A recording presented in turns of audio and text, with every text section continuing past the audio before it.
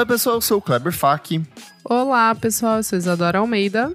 Olá, eu sou o Renan Guerra. Eu sou o Nick Silva. E no programa de hoje, a era da reimaginação da música pop. A gente vai conversar sobre como a música pop tem dado um novo significado ao uso de samples, interpolações e remixes. Certo, meus amigos? Certo. Certíssimo. Mas antes, o que, Renan Guerra, nosso remix queer do Valfredo em Busca da Simbiose? Por Deus. Antes, você deve seguir a gente nas redes sociais, @podcast VFSM em tudo. Deixe seus comentários, seus likes, suas interações na nossa página, isso ajuda bastante. Também compartilhe os episódios que você gosta com mais pessoas, para que a gente ganhe novos ouvintes. Se você gosta muito da gente, você pode apoiar em apoia.se/podcast VFSM. A partir de R$5 você tem acesso a vários conteúdos com bastante antecedência. Participa do nosso grupo fechado para apoiadores, onde eles estão sempre comentando os lançamentos mais quentes da web. E você também pode assistir as nossas gravações ao vivo, não é, Kleber? Exatamente. Olha aqui, ó, temos Leonel Moura, Gabriel Cordeiro, Fabrício Neri, Vinícius Correia, Fábio Júnior, Gabriela Ramos, Tuane Malman, que tá a cara da moça do Severance, Ruivaça, e Jefferson Kozenieski, que inclusive lá no nosso Spotify alguém perguntou, cadê o Jefferson Kozenieski? Tá aqui, ó, participando hoje da gravação. Então, sentiram falta dele aqui, que é onipresente. E você que está ouvindo o podcast na data de lançamento deste programa, nesta sexta-feira, dia 28 de março de 2025, tem festa do nosso podcast aqui no Zig Duplex, em São Paulo, certo, Renan Guerra?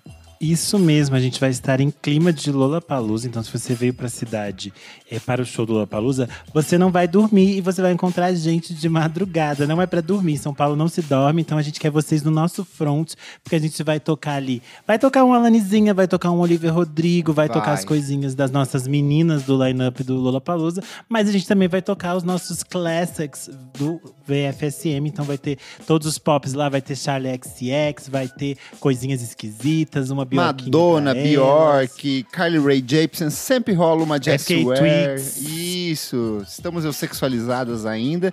Então, link aqui ó, para você comprar o seu ingresso na descrição desse programa ou corre lá para a porta do Zig Duplex no centro de São Paulo. A gente vai deixar o link com todas as informações neste post. Venha dançar com a gente, vem! Vamos falar sobre música, meus amigos? Bora! Grand Wizard. From the album The Wild Side. Quando você pensa no uso de um sample aplicado ao universo da música, o que passa na sua cabeça? Talvez a resposta mais imediata seja pensar em um sample como um dos alicerces do hip hop. Aquele fragmento de voz ou trecho de um clássico esquecido do soul funk dos anos 60 que acabou se transformando em uma das batidas ou base nas mãos de DJ Kool Herc e mudando de vez a história da música. Quick mix. The original scratcher. Grand Wizard. Theodore. Já para quem gosta de música eletrônica, o sample tem outro significado. Ele ainda é mais enérgico, rítmico e muitas vezes concebido a partir de um recorte de diferentes canções, mas que ao serem organizadas e encaixadas em uma batida, conduzem o ouvinte instantaneamente em direção às pistas de dança.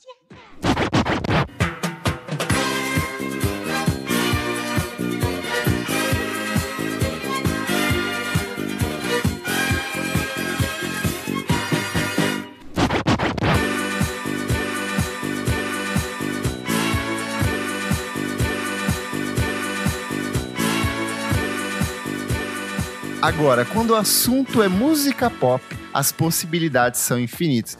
Por exemplo, em 2004, quando Britney Spears deu vida a Toxic, a maioria das pessoas que foram seduzidas pelo hit talvez não tivessem conhecimento, mas foi a partir de um trecho de um filme indiano de 1981 que a dupla Bloodshy e Avante encontrou as bases para a canção que alcançou o topo das principais paradas de sucesso.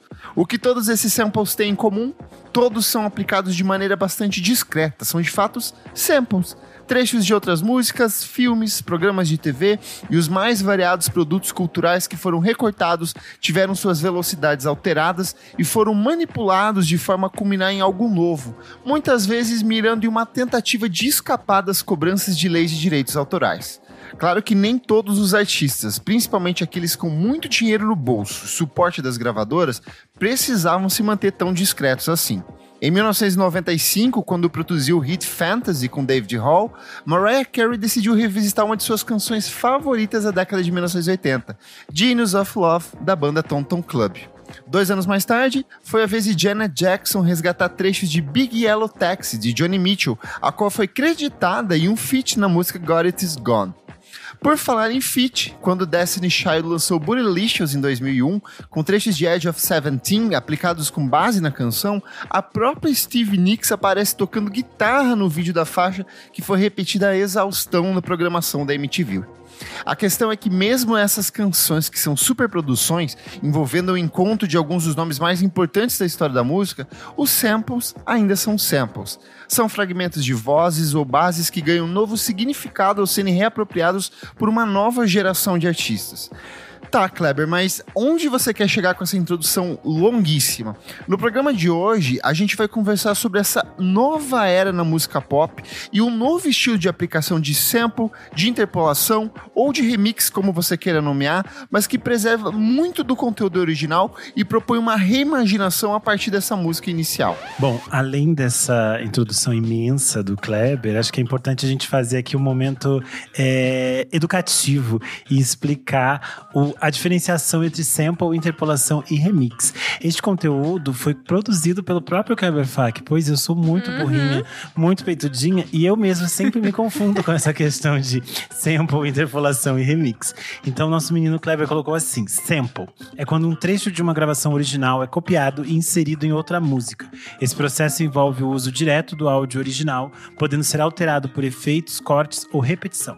Exemplo, Harder, Better, Faster, Stronger, do Daft Punk, usa um sample de Call a Bottle Baby, de Edwin Birdsong.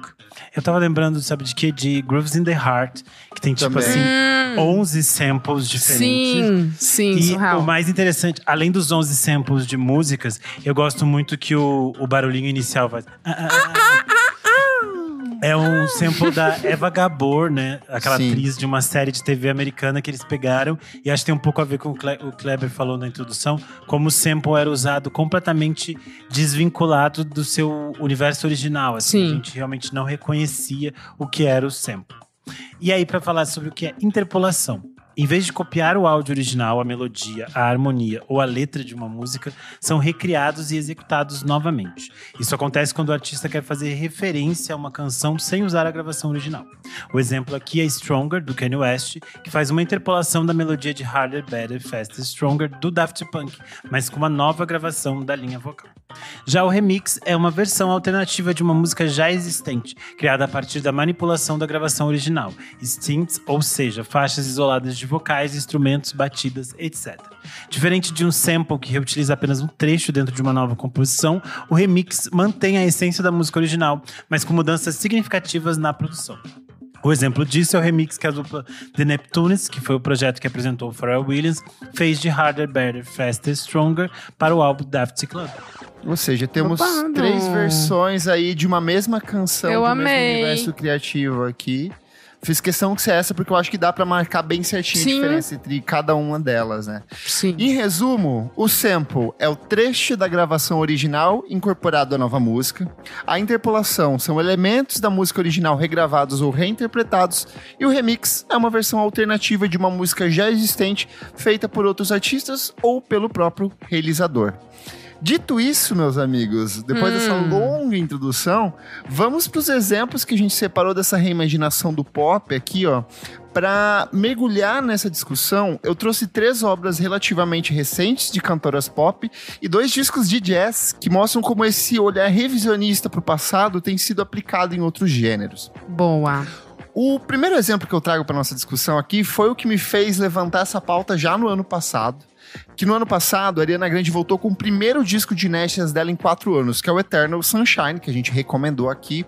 Entre as canções que entregam o trabalho, 2 chamam a atenção pela forma como a artista busca apresentar novas interpretações a partir de músicas, estilos, ritmos e conceitos já existentes na obra de outras cantoras. O exemplo mais claro aqui The Boy Is Mine é a primeira e mais explícita, com a Ariana apresentando o que ela interpretou como uma continuação da mesma música de mesmo nome, lançada em 1998 pela Brandy e pela Monica. Então, assim, é a mesma música, a mesma batida, o mesmo nome, só que ela vai trazer uma narrativa diferente para essa criação.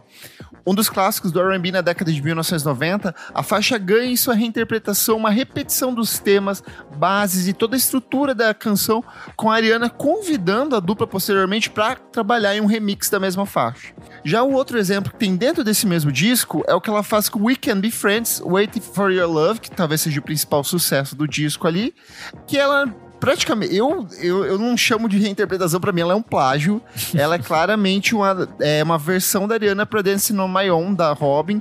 Tem elementos também do Call Your Girlfriend em alguns momentos da canção ali, mas se você pegar e ouvir Dancing On My Own e ouvir Can We Be Friends, você vai ver que tem estruturas muito similares. Tem até umas paradinhas que ela faz na batida, que a Robyn faz a batida, a levada do sintetizador é idêntica, a melodia é igual, e aí é muito curioso, assim, que uma, ela dá o crédito, né, pro The Boy Is Mine, ela traz depois as duas cantoras pra participar dessa faixa, e nessa aqui não, ela meio que fez a versão dela.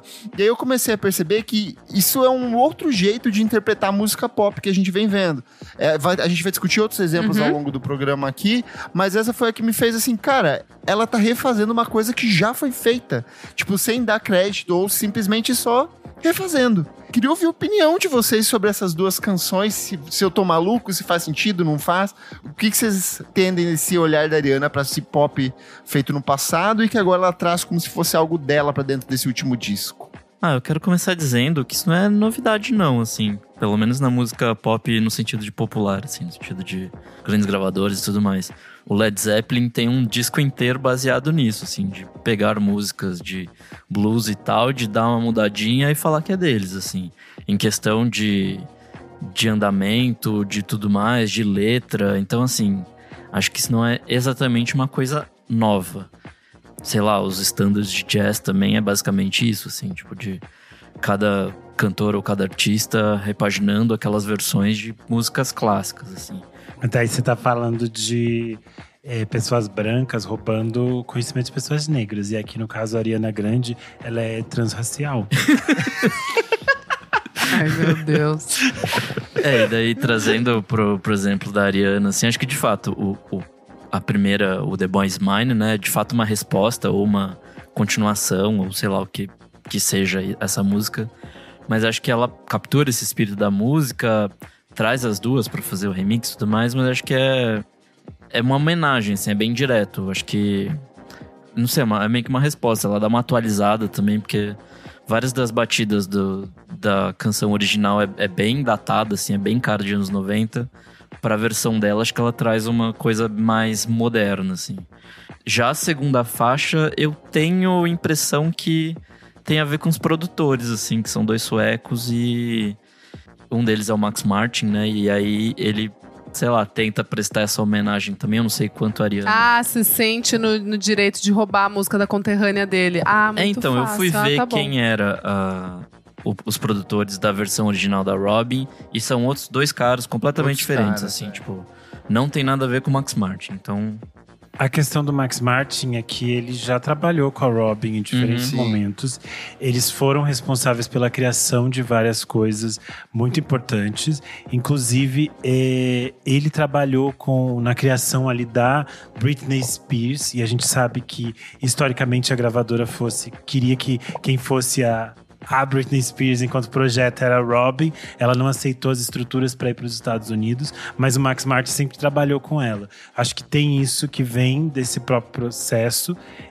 Existe, e aí falando especificamente da Robyn nesse caso, uma questão que nos anos 2000 inteiro, a Robyn sempre fez coisas 10 anos antes que 10 anos depois a indústria norte-americana vai fazer. Isso é meio que uma prática. Mas acho que dos suecos no geral também, né, amigo? Acho que... Isso, é isso que quer dizer. Acho que isso é uma prática quase que natural do tipo de forma que o mercado norte-americano trabalha. De que é sempre pegar as coisas dos outros e dizer: nossa, tava aqui, gente, eu não vi esse sample e peguei. Não sabia de quem era, eu ia devolver depois. E aí eu acho que tem essa questão. eu fiquei com a sensação, pensando nessa pauta, que isso é muito similar ao que acontece no cinema com as versões dos filmes americanos para as coisas dos filmes estrangeiros, sabe? Tipo, o que aconteceu com Parasita, que aconteceu com vários outros filmes. Alguns diretores fazem isso de uma forma mais artística, como o próprio Martin Scorsese e o Quentin Tarantino, declarando muitas vezes as referências que eles estão pegando aqui. Mas eu fiquei com uma sensação de que é meio que uma versão barata norte-americana de músicas feitas por artistas estrangeiros, sabe?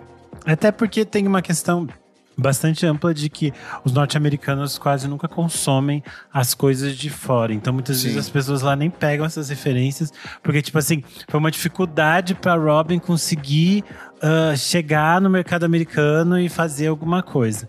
Na questão de The Boy Is Mine, ela tem muito a ver com também uma forma de que as coisas acontecem na atualidade, assim. A faixa, originalmente, que deu origem para The Boy Is Mine, que a Ariana estava trabalhando, era uma música que ela tinha feito para uma sketch de comédia. E aí era uma brincadeira em cima da música original e acabou vazando como título de fantasy. Alguns fãs vazaram, sei lá se fãs, né?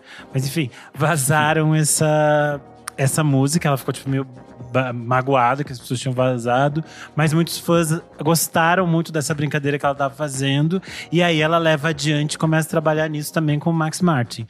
E é interessante porque tem essa logística de ela nascer de um jeito, ela ser transformada, e aí depois ela fazer esse caminho inteiro e aí aparecer num remix com a Brandy e a Mônica. Nesse caso eu acho interessante porque é curioso, sei lá, tipo, muita gente hoje em dia não sabe quem é a Brandy e não sabe tipo, a importância dela. Às vezes, quando eu vejo isso no TikTok, eu fico assim, meu Deus, gente, know your history. A Brandy é, tipo, muito importante e aí, às vezes, as pessoas desconhecem. Então, acho que também tem uma coisa importante, assim, de resgatar essas artistas que são meio que fundamentais para a construção de uma música pop, especialmente de uma música pop negra nos Estados Unidos. Mas também acho que tem a ver com essa logística de estruturação de como a gente lida com a cultura num todo hoje em dia, assim. Eu acho que isso é cada vez mais claro. Eu acho que essa pauta inteira tem a ver com algo que é muito específico do nosso tempo. E aí explico isso. Por exemplo, antes eu citei o exemplo do Delight com Grooves in the Heart, mas nos anos 90 a gente tinha esse uso do sample de uma forma que era tipo uma experimentação de descobrir milhões de maneiras de enfiar 500 samples sem ser descoberto que aquelas coisas eram samples. Então a gente tem, sei lá, o DJ Shadow fazendo isso ao máximo no Introduction. E a gente vai ter isso de diferentes formas dentro da música eletrônica, do hip hop, do trip hop nos anos 90. E eu sinto que hoje em dia a gente chegou num momento, e aí isso não é só pra música, mas eu acho que isso é pra todas as artes, que é de retroalimentação e deglutição de todas essas coisas. E eu acho que o exemplo mais claro disso é como a gente utiliza, por exemplo, a internet, a partir do TikTok, que é um interessante exemplo de que as trends existem, as imagens se repetem, os vídeos se repetem, os formatos se repetem, e o interessante é como cada pessoa vai adicionando coisas àquela repetição, e aí isso vai gerando a graça, a diversão, a nova possibilidade dentro daquilo. Então é meio natural que a música também caia nesse mesmo universo de retroalimentação, de tentar achar outros caminhos. Isso pode gerar coisas boas, como pode gerar só gente se aproveitando do talento de outras pessoas, o que a gente sabe que sempre é possível. E eu acho que hoje também tem o rolê do sample tá muito mais na sua cara, assim, tipo, a ref tá tipo, jogada na sua cara. Acho que antigamente existia o que o Renan falou, né? Esse esforço de tentar esconder ou de tentar mesclar melhor as coisas, acho que hoje é muito mais... E até de encontrar essas refs também, né? Sim. Porque muitas coisas eram... A graça do sample antigamente era justamente você pegar uma coisa obscura que ninguém conhece e você vai mudar o tempo disso e você vai fazer uma coisa completamente diferente. Tem coisas que as pessoas só foram descobrir anos depois, assim. Super. Nesse sentido, assim, acho que as coisas são mais pornográficas, assim, são tipo na tua cara, assim, tipo... Ai, nossa, que delícia. É que antes existia também uma cultura do DJ de tipo assim, eu tenho essas músicas e vocês não têm essas músicas. Existia muito questão de isso. acesso, né?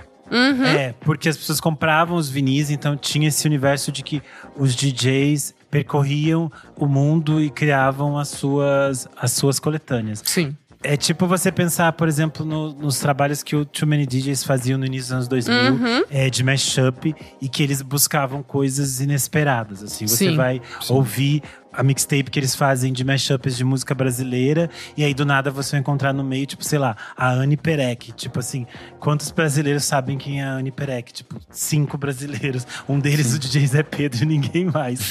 E aí eles compraram esse vinil em algum lugar e tinha essa coisa de se colocar lá. E hoje em dia não, a ideia de depois, sei lá, depois do Shazam, você não tem mais condição de, tipo, de esconder aquilo que você tá tocando. E aí eu acho que essas coisas ficam mais óbvias. E aí os samples são usados, às vezes, de uma forma completamente descarada. Que é o caso, por exemplo, de It Goes Like Na Na Na da Peggy Gou, que é basicamente a... É uma reimaginação. Tipo, ela recria a música que já existe. É a música inteirinha, que é aquela 9 p.m. Till I Come, do ATB. E é muito interessante isso que eu tava falando de retroalimentação, porque a música da Peggy Gou foi um grande sucesso, foi talvez o maior sucesso dela até hoje. E agora, em 2025, novamente a música original começou a viralizar de novo no TikTok, que as pessoas estão usando. E aí é muito interessante, porque toda vez que você começa um vídeo, eu nunca sei se vai começar a música da Peggy Gou ou a música do ATV, porque elas são, tipo assim, basicamente quase que a mesma música, então é bem interessante. E acho que no sentido de mercados também faz sentido, né? Tipo, de retroalimentar essas coisas do passado e tal, de gerar mais grana pra gravadora e tudo mais. Eu acho que tem um exemplo também que a gente pode citar da Beyoncé com Jolene, que ela faz uma versão não aprimorada, né? Mas ela pega isso, leva pra um outro canto, de mudar a letra e tudo mais, da música original, que era um country e tal, era outro rolê. Vamos pro segundo exemplo aqui, ó. Depois de muita expectativa, Lady Gaga deu vida ao Mayhem, 7º álbum de estúdio, um dos registros em que a cantora melhor aborda essa relação com as próprias referências criativas que desde o início da carreira orientaram o trabalho da artista.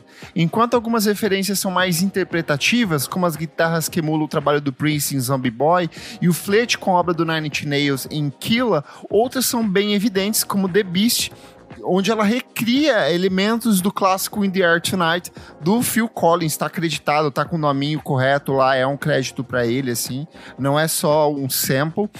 E aí vale ressaltar que essa não é a primeira vez que a Gaga encontra no passado uma forma de abastecer o próprio trabalho. O exemplo mais claro disso é Born This Way, que nada mais é do que uma interpretação dela de Express Yourself da Madonna. Assim, até na época as pessoas criou-se toda uma discussão entre os fãs de Gaga e os fãs de Madonna ali de se era uma cópia, não era, mas é meio que ela dando o sentimento sobre aquilo que a Madonna já tinha cantado antes, né? E obviamente impactou uma outra geração de ouvintes, assim como a Madonna impactou uma geração duas décadas antes. Qual a opinião de vocês aí sobre esse disco novo da Gaga e como que vocês veem essas questões, essas interpolações? Vocês acham que tem um sentimento de passar um bastão, de meio que reapresentar um artista que foi muito importante para ela e trazer para uma nova geração? Sim, eu queria dar meu testemunho aqui, que eu ouvi agora só, né, o álbum. Eu gostei bastante, achei bem interessante. E eu tava vendo uma entrevista também que ela fez com o Zane Lowe pra Apple, e eu achei muito legal ela falando que, tipo, nesse álbum, o que pra ela representa a Lady Gaga. Então é literalmente um mashup, assim, tipo, de tudo que ela gosta. Ela passa por todas as fases da carreira, né? Tipo, ela vai misturando todas essas influências. E eu acho que tem muito disso, dela querer trazer esses artistas que sempre estiveram na cabeça dela. Isso também é muito um reflexo, né? De a nossa geração, de ficar... Lembra? Tipo, às vezes a gente ouve, assim, alguma música e fala...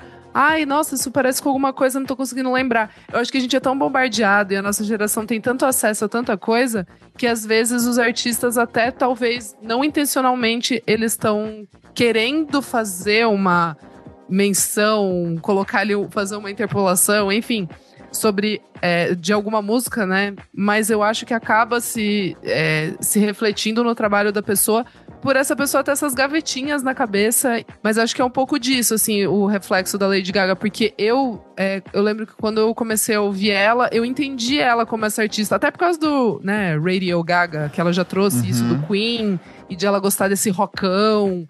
Tinha uma coisa do David Bowie.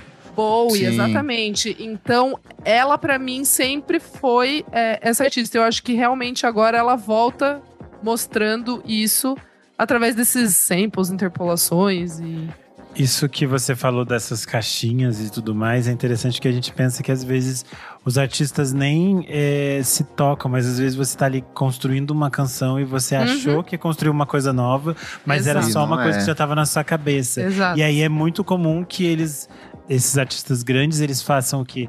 Eles chequem essas coisas para que nada passe e eles não tenham problemas jurídicos perante isso. E eu acho que um caso que eu acredito que tenha acontecido isso é o caso de Abracadabra, em que ela dá créditos aos Susie and the Benches, por Spellbound. E é tipo assim, 3 segundos, que é muito parecido com Spellbound. Caramba! E é tipo bem específico.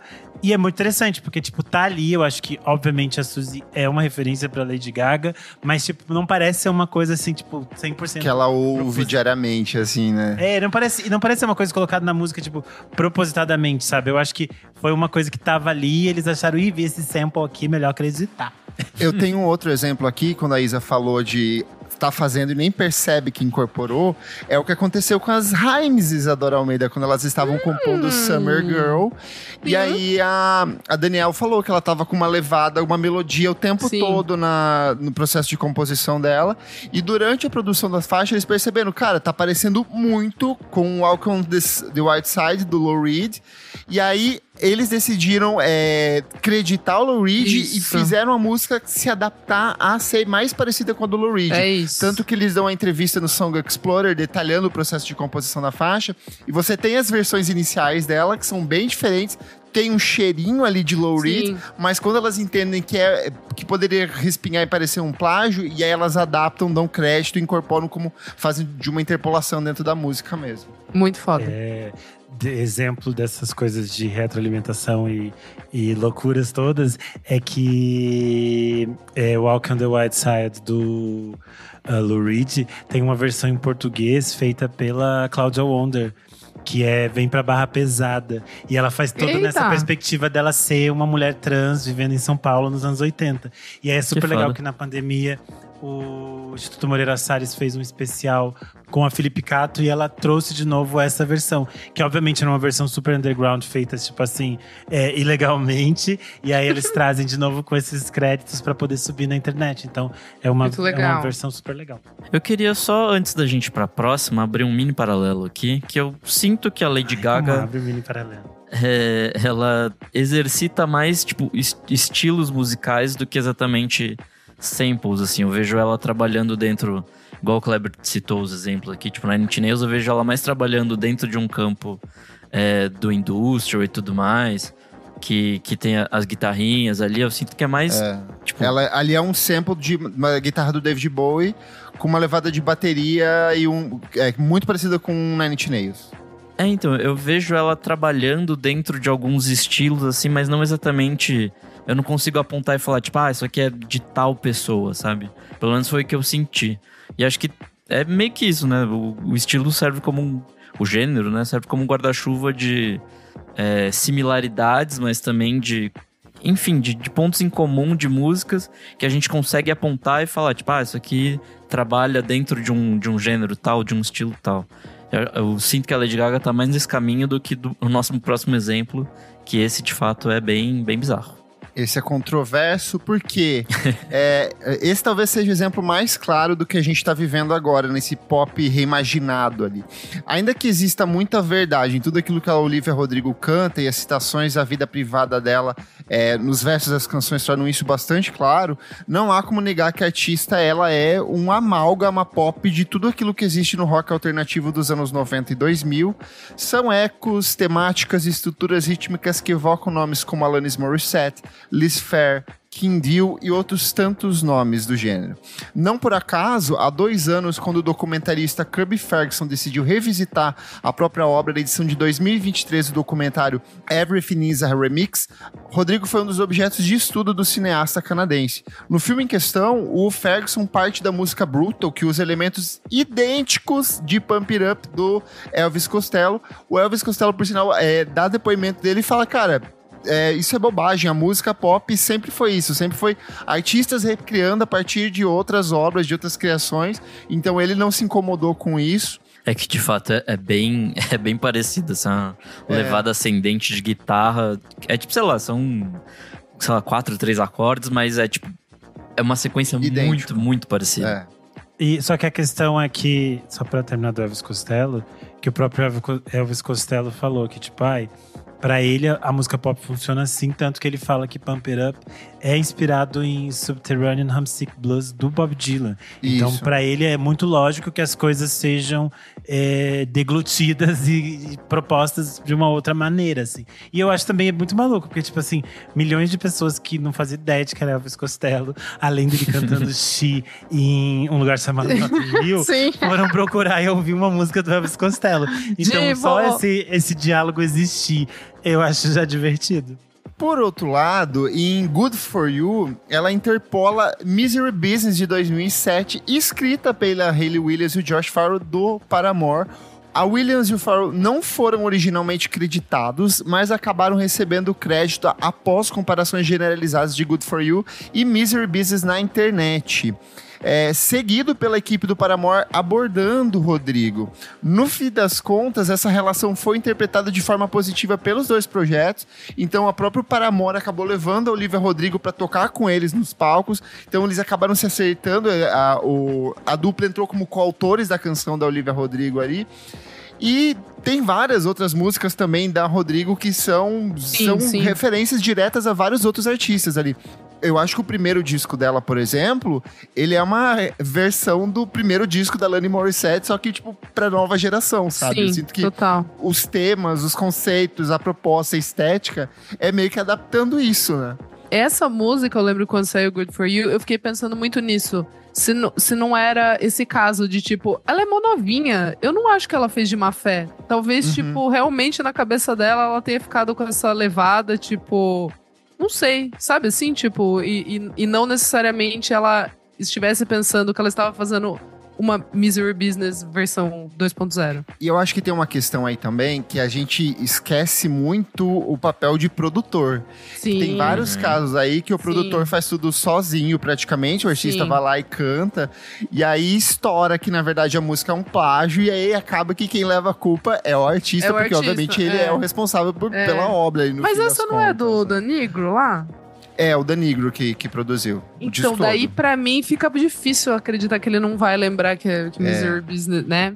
Que ele era literalmente de banda que fazia a turnê, tava sempre com essa turma aí. E pensando nos por trás do disco que a gente grava, várias vezes os artistas falam assim, olha, a gente tava ouvindo essa música, a gente tentou fazer a nossa versão dela. E aí o que acontece é que a gente tá falando de um universo de artistas independentes, pequenos, onde isso vai acabar passando provavelmente despercebido, mas quando você é um dos nomes da música pop mais observados no seu ano de lançamento ali, não tem como, alguém vai perceber e vai sobrar pra você. E eu acho que o curioso é que o Paramore não se aproveitou, mas saiu muito bem dessa história toda. Porque o fato eles não cantavam Misery Business ao vivo desde 2018. Era uma escolha da Hayley Williams de ter tirado isso do setlist, porque a música tinha versos problemáticos.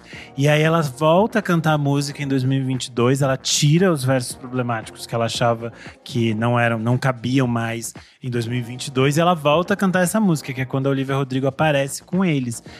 Porque foi uma questão ali. Então acho que tem também esse caminho de que, muitas pessoas, por causa da Olivia Rodrigo, descobriram Paramore, e pra eles foi um novo caminho ali de encontrar um público de uma nova geração, porque querendo ou não, é uma banda de outra geração.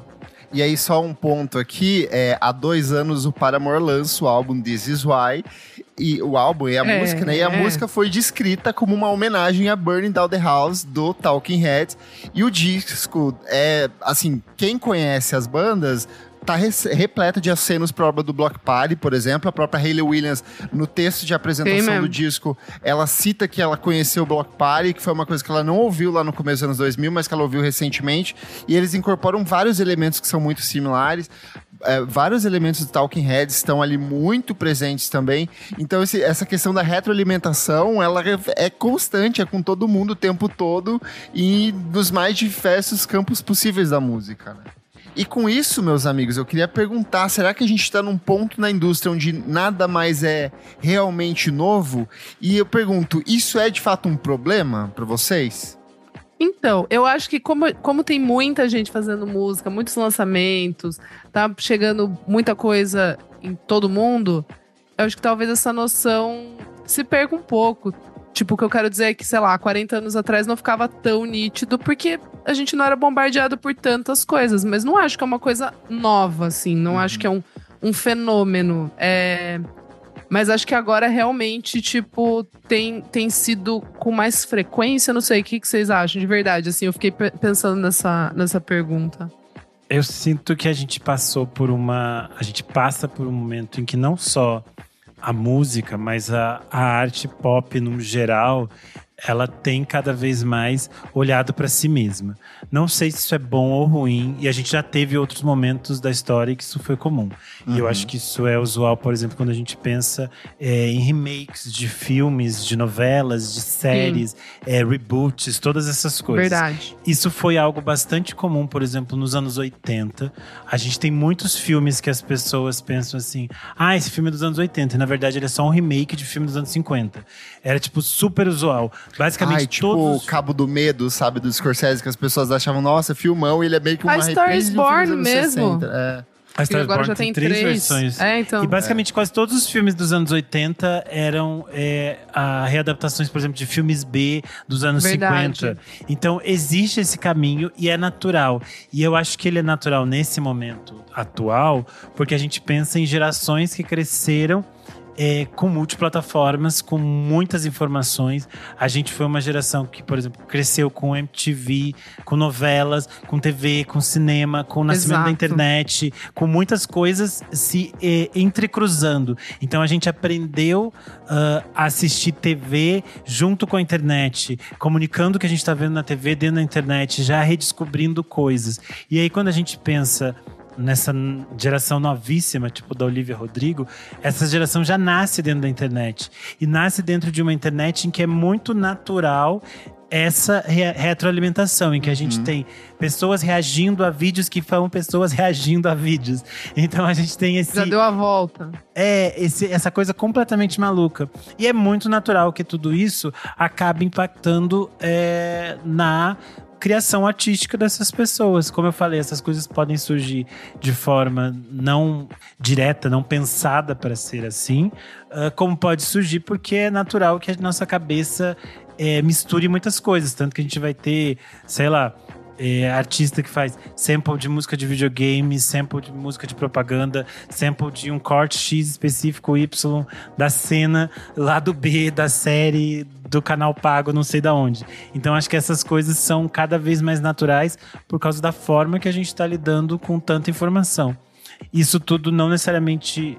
não tem como mudar e não vai deixar de ser assim. Eu só acho que a gente precisa entender os caminhos para lidar com o direito autoral e com o direito de criação das pessoas. Que eu acho que esse é um tema, assim, cada vez mais difícil de se entender. Até porque, em muitos casos, os grandes conglomerados e as grandes indústrias, tipo, tanto a indústria musical quanto a indústria do cinema, da TV, muitas vezes se apropria da autoria dessas obras, dessas criações desses artistas. Então acho que isso também é uma complicação e acho que vai só piorar com o tempo. Só queria lembrar, Isadora Almeida, que nossa geração, anos 2000, tipo Strokes, The Rapture, LCD Sound System. Se você pegar o Television com o Mark Moon, aquele acorde de guitarra que ele faz no comecinho do Mark Moon é basicamente a base de todas as músicas dos anos 2000 que a gente gosta, assim. E aí pega outra coisa que eu sei que você gosta também. Oasis e Blur, é tudo uma reciclagem do pop dos anos 60 em inglês, sabe? Não tem absolutamente nada de novo ali, assim. Então, a gente sempre viveu, né, nessa retroalimentação. Eu acho que a questão dessa pauta aqui em específico é como as pessoas estão sendo mais explícitas. Elas não estão só referenciando, elas estão refazendo uma música que já foi feita antes, sabe? Então, acho que tem esse diferencial. Por isso que eu trouxe essa questão de reimaginação do pop pra cá, né? Eu acho que essas reimaginações que você citou, amigo, tem uma coisa de... A cada nova época existia, sei lá, tipo, alguma coisa técnica que mudava um pouco o jogo, assim, tipo... sei lá, surgiu a guitarra elétrica e isso meio que abriu novas possibilidades e as pessoas inventaram coisas a partir disso. Aí, sei lá, inventaram a distorção e aí coisas novas surgiram a partir disso. Aí, sei lá, inventaram o sintetizador e coisas novas surgiram a partir disso.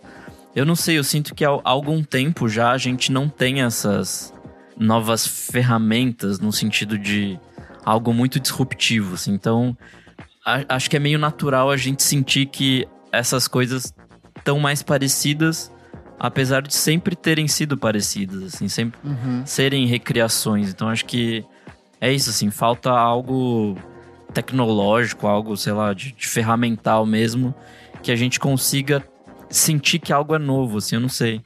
Bota essa ferramenta pra jogo aí, então. Eu acho que a questão de essas coisas pareçam cada vez maiores e cada vez se repetindo mais é porque a gente tem também uma democratização de acesso dessas ferramentas. Que antes era só tipo assim, você precisava ser uma pessoa muito fodida para conseguir comprar esses equipamentos e poder fazer esses samples e poder fazer todo esse jogo. E é só a gente pensar como, por exemplo, hoje em dia o funk brasileiro recria e reconstrói, destrói muitas coisas a partir de várias camadas meio malucas de informação. Por exemplo, atualmente a gente tem um funk que é sucesso, que ele é tipo uma releitura de uma música do musical da família Addams, tá na Broadway, assim. Então é tipo super interessante como essas coisas são desmontadas e remontadas por pessoas que têm acesso a essas ferramentas e hoje em dia tem a liberdade de conseguir brincar com elas a partir de diferentes Você pega caminhos. uma música do Hamemes, ela tem, sei lá, trocentos picotinhos absurdos de várias coisas diferentes ali, e a mesma base vai ser usada pelo DJ K, que vai fazer uma coisa completamente diferente também. Então, assim, é muito talvez agora o futuro da música seja meio esse, tipo, ficar quebrando e montando, chato, porque vai chegar num limite. Eu não sei, eu sempre fiquei pensando, qual é o limite da música? Sem zoar, mas assim, de verdade agora. Sério, tipo, até quando vai dar pra fazer músicas completamente originais? Entende? Tipo, quando que se esgota, assim? Não sei, eu fiquei entrando nessa assim, brisa. obviamente existe uma combinação finita de notas, né? De e mesmo essa combinação de notas tem ali seus jeitos de combinar, né, e tal. Mas ainda assim, acho que, sei lá, um timbre vai mudar o que é a proposta da música. E, sei lá, letras é literalmente infinito, assim, né? Tipo, sentimentos humanos também mudam todo esse jogo, assim, mas eu entendo o que você tá falando. Diferença. Romântico. Mas então, acho que é meio isso, não sei. Só para fechar aqui a nossa discussão e mostrar como essa reinterpretação da reinterpretação, esse universo de reimaginações, não é uma coisa só do pop. Eu trouxe 2 discos de jazz que vão para um outro universo criativo aí. O primeiro é o álbum We Are New Again, que é uma reimaginação do Mackay McCraven, que o Nick adora e que traz sempre aqui coisas dele. Em 2010, o Gil Scott-Heron lança o álbum I'm New Here. Então é o disco que marca o retorno dele ali com coprodução do pessoal da Excel Records, envolvendo o Damon Albarn. Em 2011, esse mesmo disco, ele é totalmente remixado pelo JMXX, num disco excelente, assim, eu acho que é o We Are New Here. Então ele já dá uma outra perspectiva. E em 2020, do nada, ali no meio da pandemia, o Mackay McCraven lança essa versão, né, We Are New Again, onde ele reinterpreta com orquestra, com um time de instrumentistas, esse trabalho do Gil Scott-Heron. E ele é uma coisa completamente diferente da obra original, assim. Então, tipo, tem uma reinterpretação de um artista aqui. Um outro exemplo é o que aconteceu em 2023 com o London Brill, que é meio que um coletivo organizado ali pela Núbia Garcia, onde ela pega o Beaches Brew do Miles Davis, que é a grande obra dele ali em 1970, um dos grandes discos da fase elétrica do Miles Davis. Ela reúne um time de outros instrumentistas da cena inglesa e eles recriam, tipo, não necessariamente o disco, mas a atmosfera do trabalho. Eles vão incorporar elementos das canções, vão pegar a partituras similares e vão ficar jogando com isso para criar um outro produto em cima disso. Então é uma coisa que não tá só restrita ao pop, a gente tem vários artistas o tempo todo fazendo dessa combinação de elementos a passagem para uma obra, entre aspas, nova, revolucionária, diferente do produto original, né? Eu acho que isso também é um mundo bem comum dentro do jazz, assim, porque Sim. A gente tinha as coisas dos standards lá dos anos, sei lá, 30, 40, que são constantemente refeitos, assim. Acho que nos anos 90 a gente tem muitos exemplos também de artistas que pegam e transformam essas coisas pro hip hop, assim. Enfim, de pegar esses clássicos do jazz e... Eu não sei se exatamente remixar ou se recriar de alguma outra forma, sim, mas eles conseguem dar uma nova roupagem pra isso. Então acho que o jazz sempre foi um campo muito fértil de versões e coisas assim pra reimaginar canções que já são standards, assim. O jazz sempre teve uma liberdade ampla de você pegar o que já existia e reler a partir de outros meios, eu acho, e experimentar em cima disso, que é o caso, por exemplo, do free jazz, que é esse gênero em que a improvisação e a liberdade na releitura das canções também é muito importante, assim. Uhum. E eu acho que faz dentro do jazz, eu acho que existe uma perspectiva de que nem sempre você pegou ali e refaz. Geralmente é um diálogo com aquilo Sim. que já existe. Uhum. Eu acho que isso é muito rico. E eu acho que isso eu acho que é muito interessante, que a música pop deveria se inspirar, assim. Porque eu acho que na música pop existe uma questão muito de não memória, de ficar negando esses samples, de ficar escondendo que você fez essas coisas. E no jazz, não. Tem sempre uma coisa de relembrar quem fez antes, celebrar quem fez antes. Eu acho que isso também é interessante. E eu acho que a gente deveria aprender mais com esse olhar do jazz. Um bom exemplo disso, acho que é o Mad Lib com Shades of Blue. Um disco finíssimo. E acho que essa coisa que o Renan falou também se aplica muito ao hip hop, assim, de trazer esses samples dialogando diretamente com a música, com o que ele quer falar. Kendrick Lamar é um cara que é muito bom nisso, assim, de trazer músicas que conversam com os temas que ele quer trazer ali na música, que ele quer abordar, e traz outros significados, expande para outros lugares. Acho que é um bom uso de sample, assim, nesse... Perfeito. E você que está ouvindo esse podcast, o que você acha? Será que a gente está passando por uma era de reimaginação da música pop? O que você acha dessas releituras, remixes, interpolações, samples? Se gosta, não gosta? Qual é o futuro da música pop? A gente não tem a resposta, você provavelmente também não, mas a gente quer ler o que você pensa dessa conversa toda na próxima edição do nosso programa. Comenta aí no Spotify ou no nosso Instagram na edição desse programa que a gente lê nos comentários da edição seguinte. Certo, meus amigos remixeiros? Certo. Vamos pro próximo bloco do programa. Não paro de ouvir.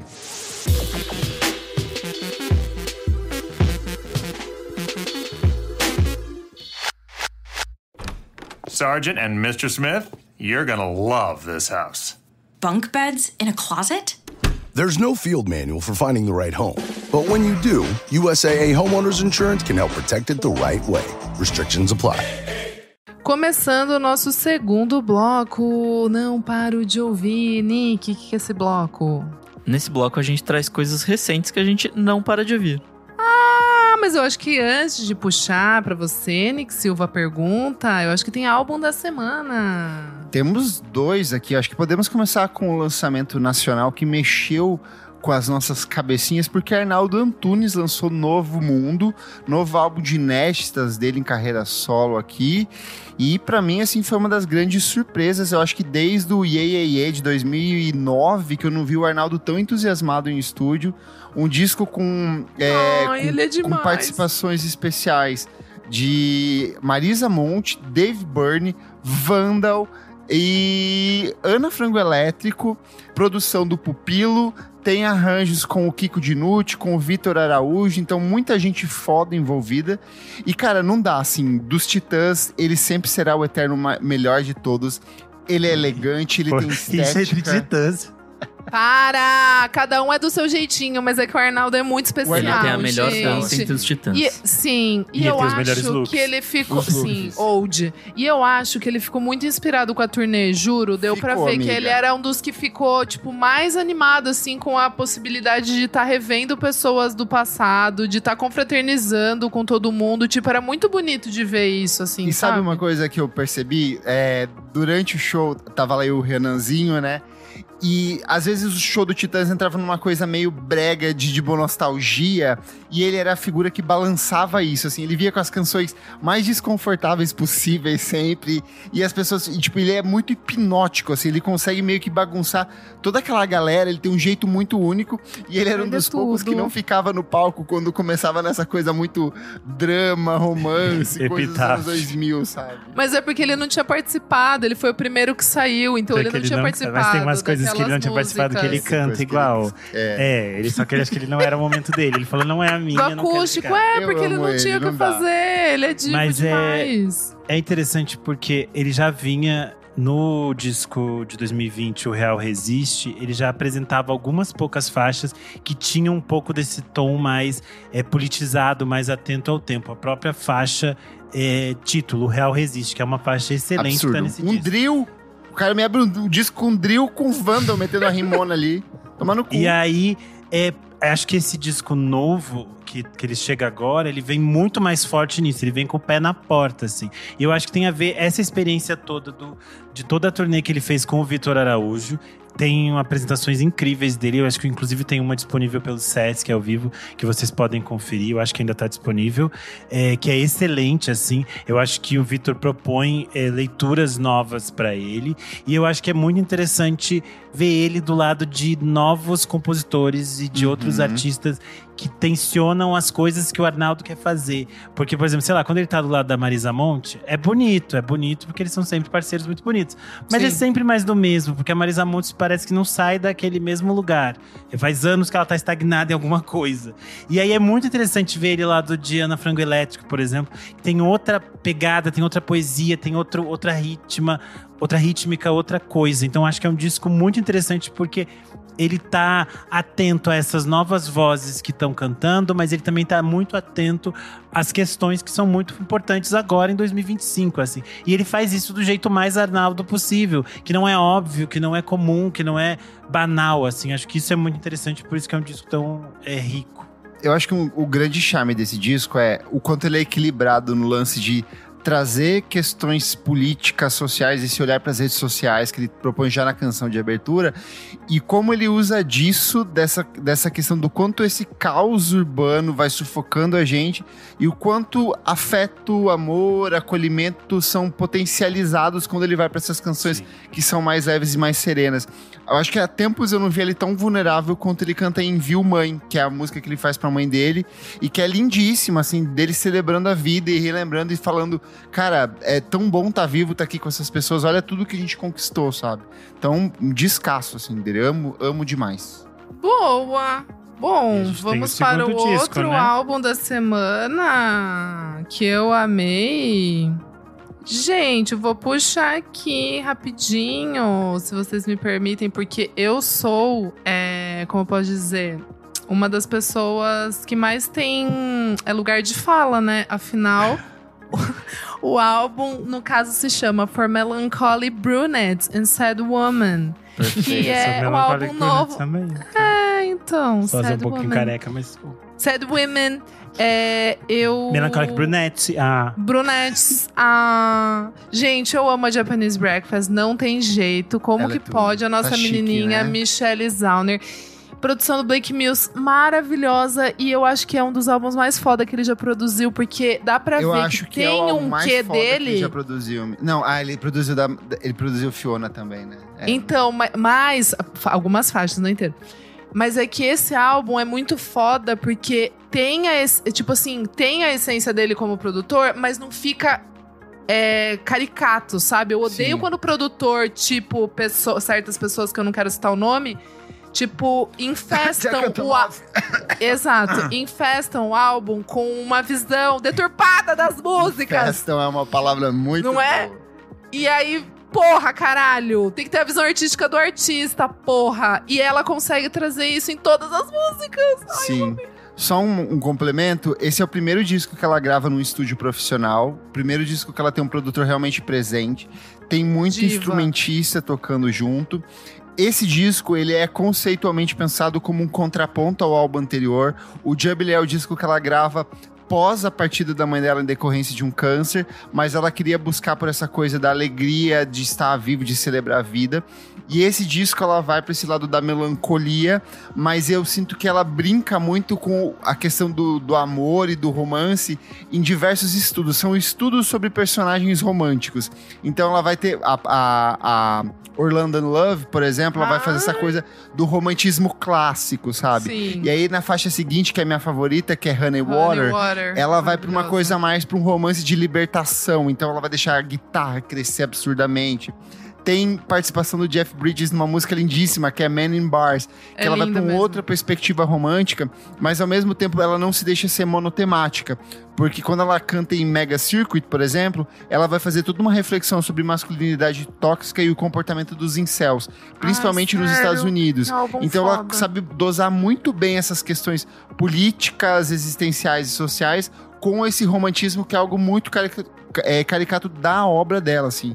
Sim. É lindo. A capa, lindo, a produção, os arranjos, tudo. Assim, e era dos álbuns que eu mais queria ouvir esse ano e eu não fiquei decepcionada. Tô muito feliz. E eu acho muito interessante como ela consegue fazer aceno para todas as referências dessas grandes cantoras compositoras dos anos 60, 70, sem nunca tentar emular alguma coisa desse tipo. É um disco Super muito original. de 2025, que tem tipo assim, é como se vem todas essas mulheres atrás dela, existem ali para que ela exista hoje, mas ela existe de uma coisa muito autêntica, assim, é muito bonito e muito até é raro você ver alguém conseguir fazer um disco em 2025 que pega signos e elementos muito clássicos da música norte-americana, mas faz isso de uma maneira que ainda soa muito fresco, muito novo, muito interessante, muito rico.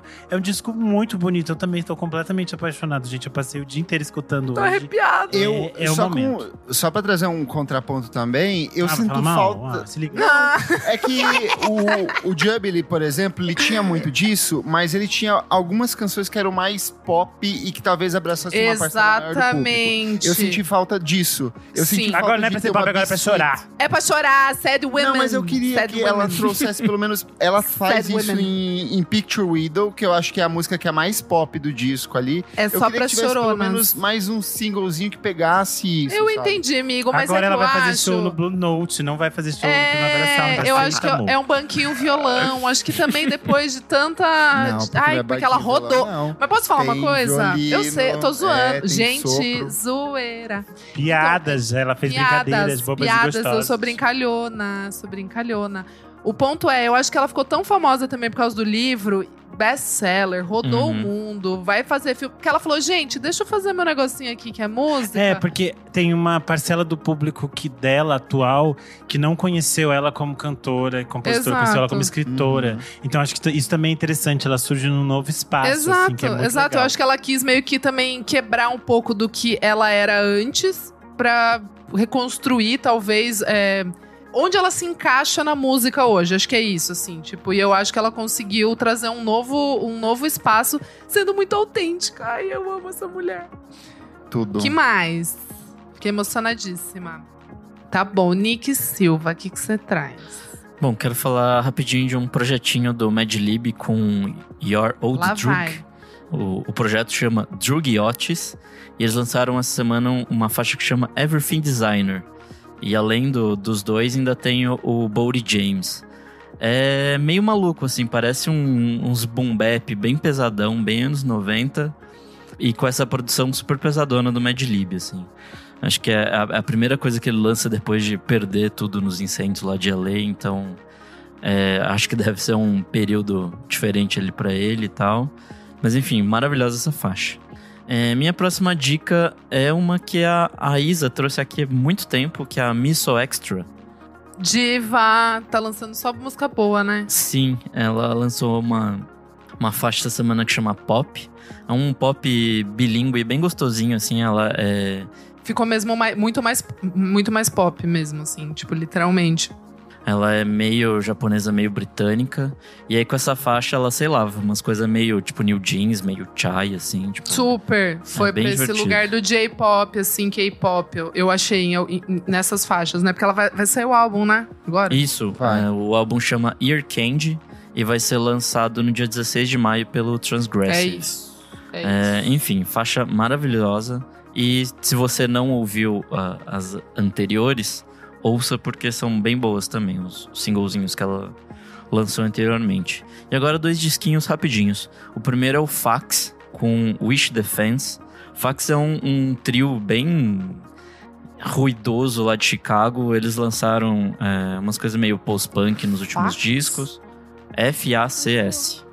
Você gosta de passar um fax, Nick? Acho que a gente já inventar e-mail, né, Nick? Você pode mandar e-mail só avisando, assim, não sei. Miga, pra você que gosta de Gila Band, acho que eles vão mais ou menos pra esse campo, assim, desse vou ver, super. post-punk meio barulhentão, assim. Gosto. Foi uma das últimas produções que o Steve Albini esteve envolvido antes de falecer. Chiqueria. Enfim, e aí lembra também umas coisas mais antigas, tipo Wire, Public Image Limited. É bem bom. Boa. E a última diquinha de hoje é o Saba e No ID, que o Kleber me recomendou essa semana. Dando os créditos. Ouve isso aqui, acho sua cara. E realmente é minha cara, muito bom. É um rap ali com um gostinho de R&B e soul. De Neo Soul, né? De Neo Soul, bem Neo Soul mesmo. Sim. A cara do Neo Soul isso. É muito foda e tem participação de muita gente. Tem Rafael Sadiq, Kelly Rowland, Smino, eBay. Absurdo. É assim, Kelly muito Rowland, passada. E ela, absurda a música com ela, amigo, por sinal. Eu acho ela uma grande cantora, que ela tinha só, tipo, às vezes problemas de produção. Acho que ela no lugar certo, ela sempre pode arrasar. E quando eu vi no Spotify, só apareceu Kelly R. Deu, eita, é o R. Kelly aqui? Daí não. Kelly R mudou o nome. Depois que eu vi que era Kelly Rowland. Meu Deus. Tá tudo bem. E é isso. Agora que eu entendi. Tá, bom. Desculpa. Ai, muito bom. Vamos lá, Renan Guerra. Bom, a gente já falou dos meus discos da semana, então eu vou apenas com 3 singles para as brasileirinhas, das brasileirinhas. Para começar, as minhas meninas que mais trabalham no Brasil, Kate da Voz e as Abusadas, lançaram mais uma música, se chama Chupa o Juninho. É uma parceria com a MC Naninha, tem produção do Christopher Luz, é super divertida, tem um vídeo que elas fizeram senhorinhas na estação de metrô, ouvir a faixa e reagir, é tudo de bom, tá no TikTok delas. Enfim, tem um clipe também com várias referências, bem interessante, bem legal. Então Kate da Voz e as Abusadas, Chupa o Juninho. Seguindo nesse mundinho funk, a MC Taya lançou uma música chamada Brocha Reptiliano, com participação do DJ Chernobyl e da Marina Gasolina, que era do Bonde do Rolê, na primeira formação. Primeira formação do Bonde do Rolê. É meio que uma reunion a MC Taya já vem há alguns anos trabalhando nesse universo que une funk e rock. E aí, então, ela reuniu meio que essas diferentes gerações do funk rock brasileiro, né? Do folk, que eles chamam, uma coisa assim. Que é o DJ Chernobyl, que era da comunidade Ninjitsu, a Marina Gasolina, que era da primeira formação do Bonde do Rolê, e aí a MC Taya. Brocha Reptiliano tem tipo uma letra super politizada, agressiva, violenta, meio punk, assim. Eu achei completamente maluca, muito divertida, então vale vocês ouvirem Brocha Reptiliano. E por último, neste dia que está saindo este episódio, que vocês estão nos ouvindo, está sendo lançada mais um single do Vera Fischer, Era Clubber, o grupo carioca que nós estamos apaixonadinhos por aqui, se chama A Gata Agora. É tudo de bom, é um clima assim, very electroclash, só que aí tipo, os vocais do nada viram tipo super punk, assim. Então tem essas referências a tipo Miss Kitty. Como é o nome da música? A Gata Agora. Não saiu ainda, amiga. Vai sair não na saiu quinta. ainda? Sai na quinta, tá. A gata agora tem, tipo, além dessas referências, tipo, Miss Kitty, Crystal Castles, Le Tigre, tem um vocal muito punk, lembra muito as coisas que o Tantão e os Fita estavam fazendo recentemente. Então achei super interessante, achei assim, completamente maravilhoso. A gata agora, do Vera Fischer era Clubber, as meninas conhecidas como As Veras, no Rio de Janeiro. É isso, são os meus 3 singles do dia. Kleber Fak, o que você traz? O que trazes para mim? Vou começar com os singles e lembrar de um que a Isadora com certeza esqueceu, que é Jovens Ateus com Mágoas. Sim, com certeza. Ó. Segundo single do volume 1, que é o disco que eles lançam em abril pela Balaclava. Um pouco mais, menos urgente do que a canção anterior, mais detalhista, umas camadas de sintetizadores e guitarras. Então sigo bem ansioso pra esse disco. Josiara lançou 2 músicas inéditas do álbum que ela lança logo mais pela Deck Disc. Uma se chama Corredeiras, a outra se chama Sobre Nós. São umas canções meio casadas, uma vem com um clipe lindíssimo. Aya, que lança disco novo nessa sexta-feira na data de lançamento desse disco. O álbum se chama Hexes, já havia recomendado ela. O disco sai pelo selo Hyperdub, experimental, eletrônica, tortíssimo. E ela lançou essa música incrível que se chama Navel Gazer. É mais uma experimentação maluca, só do jeitinho que ela faz. Estou surpreso, um pouco decepcionado com meu amigo Renan Guerra, porque Malca finalmente vai lançar o primeiro álbum de estúdio da carreira dela. Esqueci. E ela pra ver com as lançou coisas que eu tava indicando hoje, né? Sururu das Meninas Parte 2, lá em 2021, quando a Daisy Gruna lança o primeiro álbum de estúdio dela, ela lança Sururu das Meninas Parte 1, e eu acho espetacular, e agora elas voltam a se reencontrar aqui nessa canção que segue divertidíssima como a canção anterior, e com a produção adicional do Zopelar também. Foi um erro, porque tinha super a ver com as coisas que eu indiquei hoje, tava super no mood. Eu estranhei, fiquei quietinho. Foi só esquecimento mesmo, porque eu ouvi essa música no final de semana e adorei. Seguindo aqui no campo da eletrônica, Lindstrom anunciou um novo álbum de estúdio, produtor norueguês que eu sou apaixonado, se chama Serious Symptoms, sai no dia 23/5 pelo selo Fidelity, e ele lançou essa música que se chama Circle, é um space disco do melhor jeitinho que só ele sabe fazer. E para fechar as indicações de singles aqui, estou com um novo single da Jadsa, Big Bang. A canção inaugura o segundo álbum dela em carreira solo, que se chama Big Buraco. O disco sai em maio pelo selo Risco. Tem a canção em questão, tem arranjos em parceria com Antônio Neves, guitarra com Fernando Catatal. E eu sou muito nerd porque quando tocou essa música a primeira vez, eu falei, nossa, essa guitarra parece do Fernando Catatal. E era a guitarra do Fernando Catatal. É o primeiro disco dela desde O Olho de Vidro, que ela lançou lá em 2021. Também um discão aí do período pandêmico. De lá pra cá, ela lançou um EP com a Ima, que é o Zelena, que é um EP delicioso. Lançou Veracruz Island com o Taxidermia, que é um dos discos do Nick Silva do ano passado. Amo. E volta agora com o Big Buraco, que é esse novo álbum dela em carreira solo. Estou ansiosíssimo. Indo pros discos, Lonnie Holley, que é um artista que eu já recomendei várias vezes aqui, lançou o novo álbum de estúdio dele, Tonky. Tem com produção do Jackknife Lee, que é um cara que já trabalhou com R.E.M., U2, muita gente foda. É um discão de neo-soul, de música política, de contestação. O Lonnie Hall, ele é o velho da lata. Toda cidade tem um velho da lata, sabe? Alguém que tem uma casa com decoração de latinha. Uns objetos de lixo, assim. Que isso? Na minha cidade Lucinda? Casa da meio Lucinda. Na minha cidade tinha um cara que chamava Geladinho. E ele vendia geladinho, mas a casa dele era toda decorada com lixo. Em Sorocaba tem o homem que anda com o cachorro aqui, sabe? Todo lugar tem o velho da lata, sabe? Assim. E ele é esse cara, ele faz umas esculturas, umas coisas com lixo, objetos reciclados. E ele tem essa carreira dele como cantor, como músico também. Hearst Vision, minha amiga Isadora Almeida, é uma dupla sueca que faz um indie com elementos de dream pop, de R&B, de música eletrônica. Eles lançaram já tem algumas semanas um disco que se chama Another Life, e ele é altamente recomendado para quem gosta de Channel Beats, Alex G e OK Lu. O disco tem samples de MIA, tem interpolação com The Knife e tem uma música que meio que emula Pixies. É muito foda. A Pitchfork fez uma avaliação bem positiva, só pra te dar um complemento aí. Eu acho que é a tua cara isso aqui. É uma duplinha dessas meio bizarrinhas. Manda aí pra nós. Horse Vision, Another Life. Tem em todas as plataformas já de streaming. Lembrem-se que o Kleber sempre organiza todos os nominhos pra vocês com o link aqui embaixo do Exato. streaming. Então é só vocês clicarem. Também pra minha amiga Isadora e talvez pro Renan, Cassian é uma dupla britânica que fazia um techno bem fervido. E eles lançaram agora o primeiro álbum de estúdio deles, é um pouco mais sereno, mais com foco na instrumentação. O disco se chama Channels, ele tem techno, tem house e tem muito de deep house.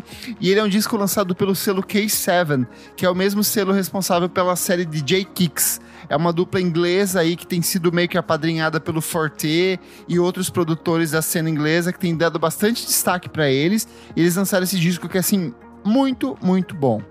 Pro meu amigo Nick Silva, e pra fechar minha lista de recomendações hoje, Yao Nail Gun, disco que se chama 45 Pounds. Eu sei que você conhece essa... Você já ouviu eles? Eu ouvi hoje, eu não curti. Não muito. gostou? Eu achei muito maluco. Eu gostei porque é muito maluco. É um misto de math rock com experimentação, com noise rock, com art rock. É pedrado, assim, é tipo 20 e tantos minutos, acho que é bem faixinhas, algo assim. É muito surreal, tem algumas coisas que lembram o Gila Band também. E é bem Battles lá do disco que eu gosto, que o Nick não gosta. Noise, maluquice, é meio insano, assim, recomendo bastante. Yao se escreve YHWH, Nail Gun, e o disco se chama 45 Pounds. E como o Renan recomendou, todas as dicas que a gente dá aqui estão listadas com o link na descrição desse episódio. Fechei, Isadora. Nossa, a Blow. Ah, esqueci de falar rapidinho. As Smurfs, a gente falou que elas soltaram a música. Muito eu bom, achei tudo. You got Time and I Got Money. E tem a outra que chama A Thousand Lies. Vai sair álbum novo das gatinhas, Sim, né? Das adoro. norueguesas baseadas na Dinamarca. Dia 23 de maio. Big City Life. Tô bem no aguardo, porque eu acho que vem aí. As meninas estão um pouquinho menos tortas. Não que eu não gostasse, eu amo muito elas, bem louquinhas. Mas acho que esse vai estar um pouquinho mais acessível. Vamos ver o que vem por aí, não dá pra saber. É isso. Bora pro terceiro e último bloco. Você precisa ouvir isso.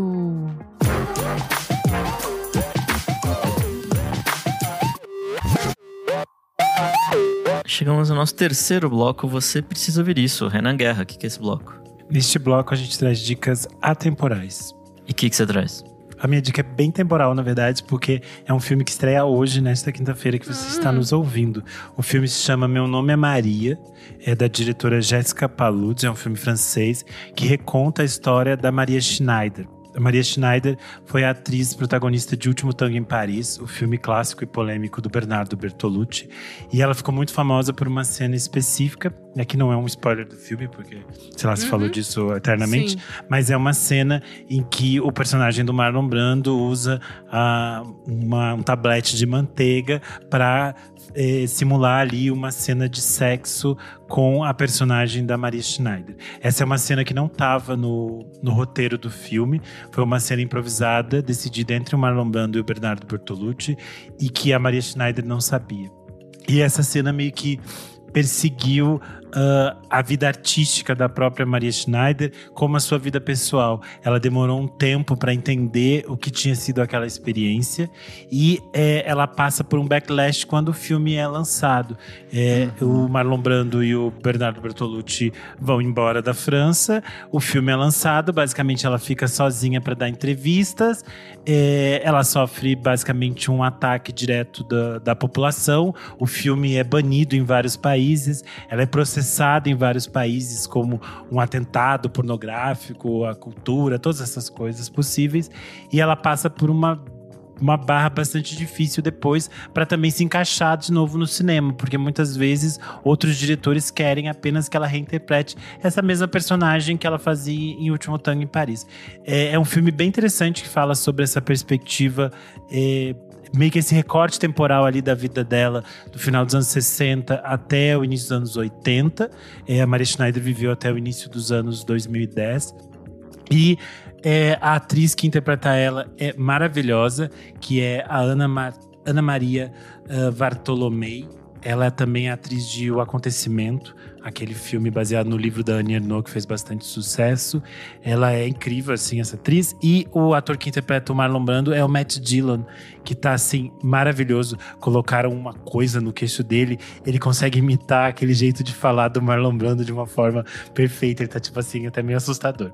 Enfim, gostei bastante do filme, tá chegando nos cinemas pela Imovision. Vale a pena assistir no cinema pra quem se interessa por histórias do cinema, histórias de atrizes e tudo mais. Boa. Isa, sua vez. Gente, tô assistindo a nova temporada de White Lotus. Que maluquice, quanta coisa. Estamos no episódio 6 dessa jornada. Mas eu quero dar muito destaque aqui pra trilha sonora, que eu achei que... Porque assim, a série toda é climática, ela vai a cada episódio criando situações pra você ir entender, tentar entender o que vai acontecer nesse último episódio, né? Que vai justificar toda a loucura, não quero dar muito spoiler. Que é apresentada logo no primeiro episódio, assim. Mas eu acho que a música, o jeito como eles conseguiram usar nessa temporada pra criar esse clima de tensão, esses climas, essas camadas que sempre estão acontecendo, é muito surreal. Tipo assim, é trabalho de gênio, é muito foda. E essa terceira temporada, né, de White Lotus foi filmada na Tailândia. Eles gravaram em 3 cidades, né, em Bangkok, em Phuket e em Koh Samui. Foi gravado no final de 2024. Entre o começo e o final de 2024. Então, aí... são belíssimos as locações também. Vale muito a pena pra ver também, porque é um deleite. O hotel é um bafo, foi gravado no Four Seasons de lá, é muito lindo. A pesquisa também das músicas, então as músicas locais, assim, tipo os clássicos, eu sempre tô dando Shazam, porque eu acho muito foda, tipo, tudo o que toca nessa temporada é muito legal. Então, assim, fora que o elenco tá muito incrível, as interpretações... Cara, você fica com raiva de alguns, você fica sente desprezo por outros, você fica ali meio com dó de alguns, enfim. É muito legal como as outras temporadas, mas nessa eu queria destacar, assim, a excelência do uso da trilha sonora, assim, como um agente, sabe, da situação ali, que, tipo, ajuda realmente a contar essa história. Muito foda, muito foda. Boa. Kleber, sua vez. Primeira coisa é um perfil no TikTok, que é o Derek G. Ele é um criador de conteúdo com foco em música e ele tem acesso a muita gente foda, muita gente mesmo, assim, então gosto bastante dele e sempre que ele entrevista alguém eu acabo conhecendo outras coisas novas. Toda semana tem uma celebridade trabalhando ali junto com ele, então vale muito a pena. Dá pra você seguir tanto ele no Instagram quanto no TikTok. Eu prefiro no TikTok, porque o TikTok é certeiro. É aqueles 15 segundos, 20 segundos, 30 segundos, onde ele vai te dar a letra, um trecho muito importante da entrevista e é o que você precisa ver ali. E outra coisa, eu não sei se você sabe, eu falo muito sobre música aqui, mas a minha especialização é em cinema com foco em estudo sobre a boca do lixo aqui de São Paulo. Que ridículo, cara. Ele é muito ridículo. Eu vou te denunciar. E tem um filme que eu falo sempre aqui pra vocês, que é o Onda Nova, de 1983. É um desses marcos do cinema. Assim, foi a primeira vez que o cinema brasileiro começou a pensar conteúdo pro público jovem, né? Antes a gente não tinha isso. Cara, ele gravou tudo que eu falo, só pra me debochar.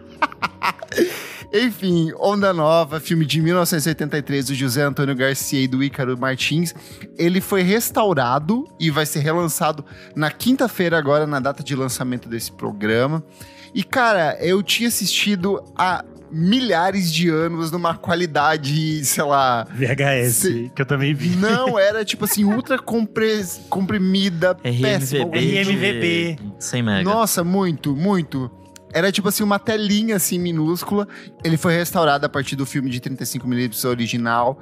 E tá muito bom, as imagens, tudo impecável. E aí, assim, uma sinopse pra minha amiga Isadora. as histórias das jogadoras do Gaivotas Futebol Clube, um time feminino formado em 1983, em plena ditadura militar. As mulheres recebem o apoio de renomados jogadores da época, como Casagrande, Pita e Vladimir, mas precisam enfrentar os preconceitos de uma sociedade conservadora. Cara, na época que eu assisti, obviamente, eu não tinha essa perspectiva que eu tenho hoje, mas ele é altamente queer, com uma identidade muito focada em libertação sexual, muito centrada em libertação sexual lésbica. Eu acho que tem muito um olhar masculino, ainda afinal são 2 diretores ali, mas nossa, toda a narrativa, as questões, a forma como eles naturalizam o sexo lésbico, o sexo gay e questões de gênero ali, o espaço delas de serem mulheres jogando futebol. Tem uma linguagem ainda narrativa que é muito de anos 80, tem uma coisa assim muito de improviso, as cenas são meio episódicas, assim, você tem uma narrativa, mas meio que é filmado blocadinho e depois eles tentam fechar esse filme, mas esteticamente, assim, é absurdo. A Lili é um dos personagens mais icônicos da filmografia Cristina nacional, Mutarelli, assim. Perfeita. Muito e a mãe bom. dela é interpretada pelo Patrício Bisso, On Sim. Track. Também 10-10. Tem participação do Caetano Veloso fazendo saliência no táxi. Nossa, Grandes momentos. péssimo. Tem participação da Cida Moreira também. Tem participação da Cida Moreira como motorista. É muito bom. A trilha sonora tem Rita Lee, Michael Jackson, Gilberto Gil, David Bowie. Tem uma cena de sexo gay que toca o David Bowie cantando 5 Years. A Nossa, Carla essa cena é Camurati tá lindíssima. Tem uma cena que ela bebe calmante e álcool e vai dirigir pelas ruas de São Paulo. É muito engraçado ver São Paulo dos anos 80, assim, numa outra perspectiva. E tem uma cena absurda logo no começo do filme, com a Tânia Alves cantando Vale Tudo numa boate, e aí ela canta Vale Tudo, só não pode homem com homem, mulher com mulher, e aí assim, uma pegação lésbica, gay rolando na balada, assim, surreal, é surreal. Eu acho que esse filme viralizou muito no TikTok nos últimos meses, várias pessoas fazendo cortes com trechos de música e tudo mais, e cara, ver esse filme na íntegra, assim, é uma experiência surreal. Icônico. O final, ele é altamente poético, tem uma questão ali envolvendo questões de suicídio e saúde mental de população queer. Enfim, um espetáculo, tem muito de elemento de chanchada ainda, de porno chanchada, mas vale muito a pena, é divertidíssimo assistir. Gostei demais de rever esse material. E você, Nick Silva, qual que é a sua dica essa semana? Eu sei que já estamos falando de Lady Gaga há pelo menos 2 episódios. Olha ele. E a gente já falou no Atrasados do Enem, vai. Não, e a gente já falou no primeiro bloco também, né? Mas eu quero trazer um programa, o Switch Don't Pop, que fala sobre a Lady Gaga. Foi lançado nessa última semana.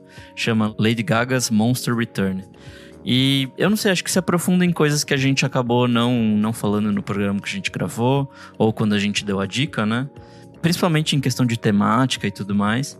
Eu achei bem legal, assim, e eles se aprofundam também em umas questões que acho que o Kleber deixou ali apontado no nosso roteiro, mas a gente seguiu para outro lugar, assim. De falar de Prince, falar de David Bowie, falar de outras coisas, assim, que a Lady Gaga traz para esse disco. Eu tinha gostado do Mayhem, mas aí eu ouvi esse episódio, acho que eu comecei a gostar mais ainda, assim, acho que me abriu a percepção para ver outras coisas, assim, que ou eu não tinha pescado, ou a gente ainda não tinha falado e tal. Enfim, bem divertido esse episódio. E só lembrando, esse é um episódio falado em inglês, da Vox, né? Então, acho que você precisa dominar a língua, mas é muito bom. Então, se você não sabe, não entra. Nossa, foi elitista, eu achei.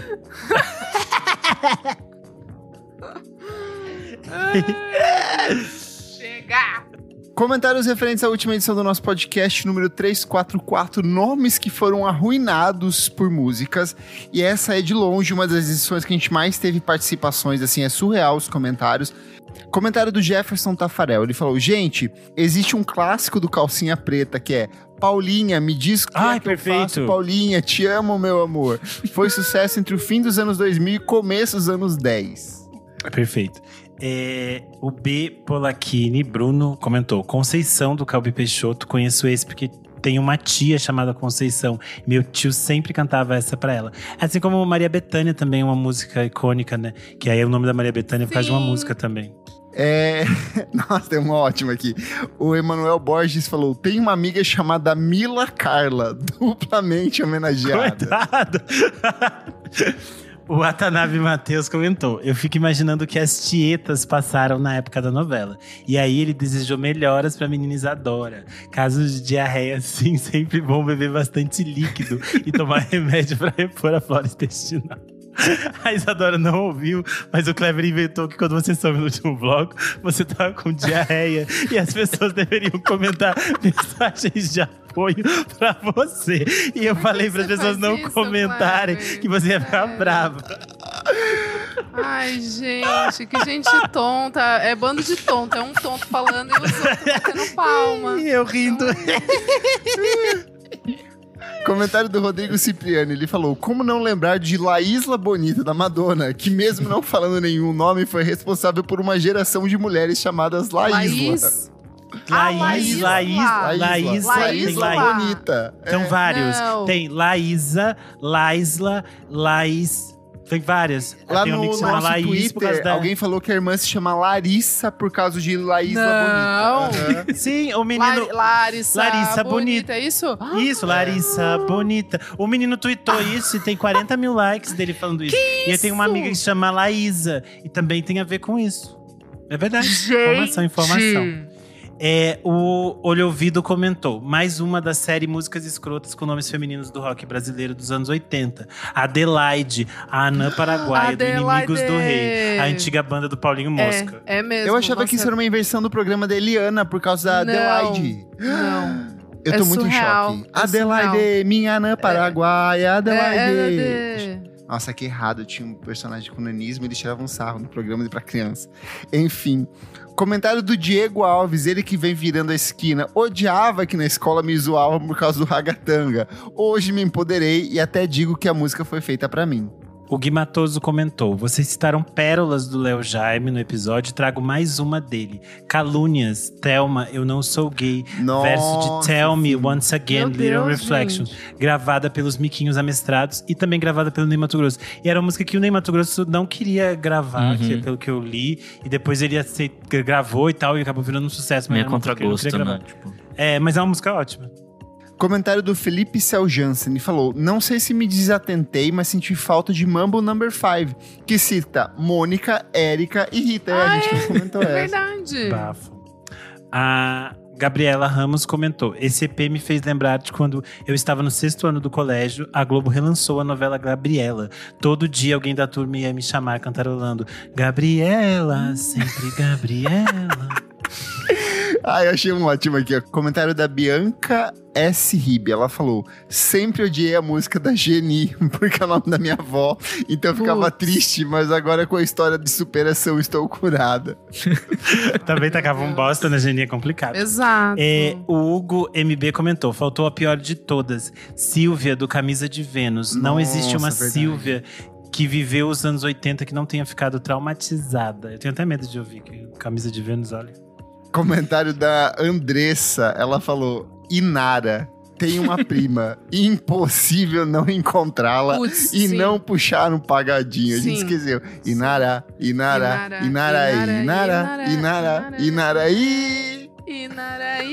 O Pedro Fernandes comentou: o mesmo problema que o Kleber Fak tinha com Carla, eu tinha com a Ana dos Engenheiros. E o pior é que é uma belíssima música. Eu cheguei a deixar vestígios. Essa é tudo no karaokê, tá? Essa é tudo. A gente tem que cantar essa um dia, amiga. Old, vamos marcar. Comentário de Ariel Sofia, que eu não sei se é homem ou se é mulher, porque é um nome não binário, mas falou assim: o nome da minha irmã é Camila, por causa da música de axé do cantor Netinho. Ô Mila, Mil e Uma Noite de Amor, que você, mas podia ser do Camila, do Camisa de... do Nenhum de Nós também, né? Aqui já acabou os comentários, mas eu queria fazer um adendo que depois que logo que a gente terminou de gravar esse episódio dos nomes, apareceu pra mim um TikTok que me revelava que o Michel Teló tem músicas para todos os nomes de mulheres brasileiras. São Sim, mais de 300 faixas. Ele só troca o nome ali, mas é tudo igual, né? A música, mas enfim. A música original chamaria Maria, né? Maria, e aí vai trocando os nomes. Inclusive tem uma música para a nossa Isadora Maria também. Então tem música para todas. Vocês, mulheres, vão lá, procurem o nominho de vocês, depois nos contem se vocês acharam o nome de vocês na música do Michel Teló e o que vocês sentiram com isso. Eu só quero fechar com um comentário que fizeram hoje no Twitter, que eu achei maravilhoso. O comentário do Luiz Ferreira, ele falou assim: tem as músicas que são arruinadas por causa de nomes também. Em casa, é proibido tocar Camila do Nenhum de Nós, porque a minha esposa teve problemas com uma Camila. Putz! Eu amei isso. Camadas. Eu sou @KleberFac em todas as redes sociais e você também pode acompanhar o meu site musicainstantanea.com.br. Eu sou @AlmeidaDora no Instagram, AlmeidaDora _ no X. E é isso.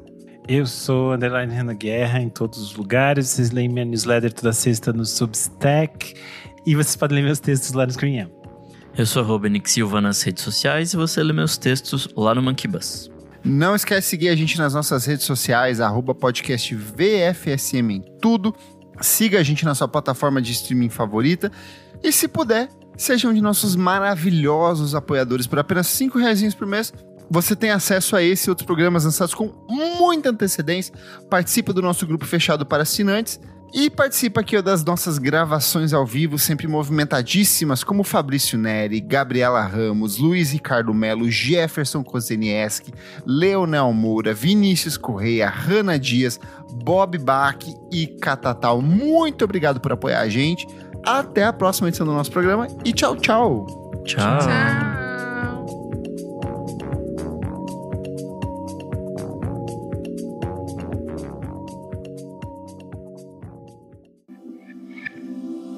Esse podcast foi editado por Nick Silva.